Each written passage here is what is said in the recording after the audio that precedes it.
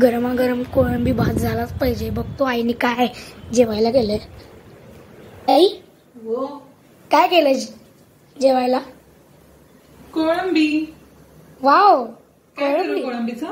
कोळंबी भात. ओके.